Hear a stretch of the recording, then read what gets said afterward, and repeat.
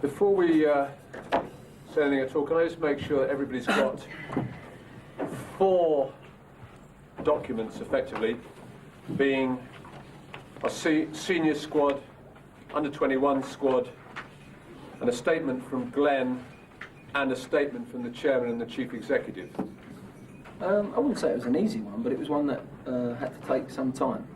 We've had 2 weeks to make that decision, and it was something really that needed that time to find out all the details. And in no way do we, or do I condone what Paul's done, but I see it as a way of giving him support at this moment in time to help him change.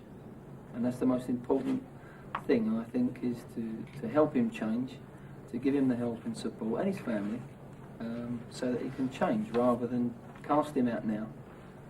So it was a difficult decision, but one that I know every single detail of it now, which a lot of it needs to remain private, but in doing so, it has helped me make the decision.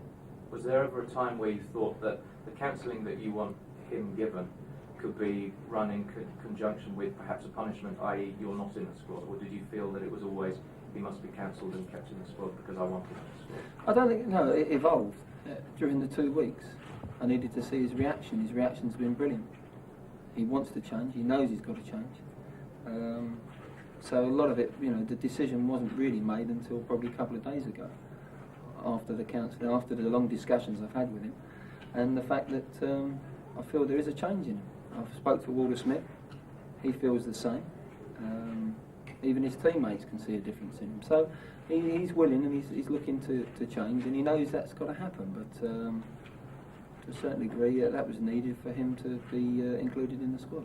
I know at times like this you don't... But it's very difficult from the outside, even yourselves, press, media, whatever, without knowing the actual details, and every single detail. So I've had to make that assumption. That's why I've spent so much time with Paul over the last 2 weeks. I couldn't make a proper decision if I hadn't have done that.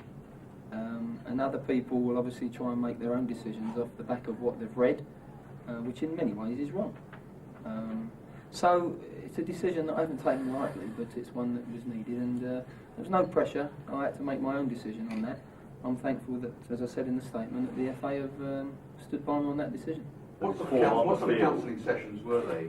Well, that's private. No, were they marriage guidance? No, that's private. What the counselling that's gone on and the things that we spoke about will remain private, and that's the professional way to do that sort of thing. But I can assure you they've been very, very uplifting for Paul, and I think we've certainly hit the right buttons. Were they difficult? Glenn's decision, totally endorsed by us, is that Paul should be included in the England squad for next week's visit to Georgia. Glenn has rejected the easy option. He personally believes that he can guide and with counselling help Paul Gascoigne and his family with their current deep-rooted problems. Crucially, he believes he must waste no time in doing so. The FA, as is our responsibility, has considered the interests of the game as a whole. We have some knowledge of private and very personal matters that relate to the situation of Paul and his family. Clearly, we can't discuss them. But again, we too have chosen not to take the easy option. The chairman and the chief executive have been convinced that Glenn's judgment is absolutely the right one, given the facts that he's been made aware of.